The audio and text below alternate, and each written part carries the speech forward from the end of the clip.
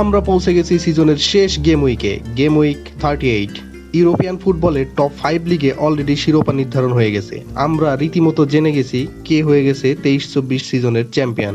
এই যেমন ধরুন, লা লিগায় চ্যাম্পিয়ন রিয়াল মাদ্রিদ, বুন্দেসলিগায় বায়ার লেভারকুজেন, লিগ ওয়ানে পিএসজি, সিরিয়াতে ইন্টার মিলান। কিন্তু ইংলিশ প্রিমিয়ার লিগে এখনও নির্ধারণ হয়নি কে হচ্ছে 23-24 সিজনের চ্যাম্পিয়ন। কারণ ম্যানচেস্টার সিটি আর আর্সেনালের মধ্যে ইঁদুর বিড়াল দৌড় এখনো চলছে। আজ আর্সেনাল 1 নং পজিশনে তো কাল ম্যান সিটি, এ যেন কেউ কাউকে নাহি দিব ছাড় অবস্থা। যাই হোক, আজই অবসান ঘটবে সব জল্পনা কল্পনার, কারণ আজকেই ইপিএল এই সিজনের শেষ ম্যাচ। আজ একই সময় মানে বাংলাদেশ টাইম রাত 9টায় দুই দলই মাঠে নামছে, আবার দুই দলই খেলবে ঘরের মাঠে।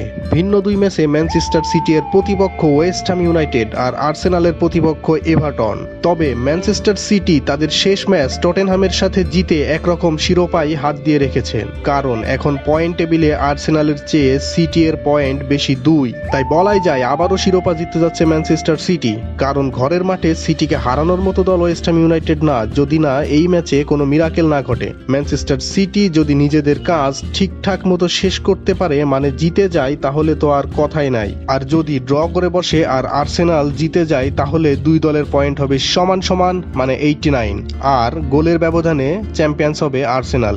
কি একটা অবস্থা! তাই ম্যানচেস্টার সিটিকে এই ম্যাচ জিততেই হবে, তাহলে আর অন্য ম্যাচ মানে আর্সেনালের ম্যাচের দিকে তাকিয়ে থাকা লাগবে না। জেতার পরই করতে পারবে শিরোপা উদযাপন, আর যদি ড্র করে কিংবা হেরে যায়, তাহলে আর্সেনালের হারের দিকে তাকিয়ে থাকতে হবে।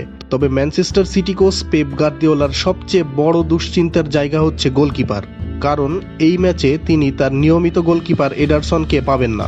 ইনজুরির কারণে এডারসন এই সিজনে খেলতেই পারবে না আর কোনো ম্যাচ। তাই সিটি কোচ গার্দিওলাকে ভরসা রাখতে হবে তার সেকেন্ড গোলকিপার ওর্তেগা এর উপর। যদিও ওর্তেগা টটেনহামের বিপক্ষে দুর্দান্ত ছিল, তাই খুব বেশি চিন্তা যে গার্দিওলাকে করতে হবে এরকমও না। যাই হোক, অপরদিকে আর্সেনাল খেলতে নামবে পূর্ণ শক্তির দল নিয়ে।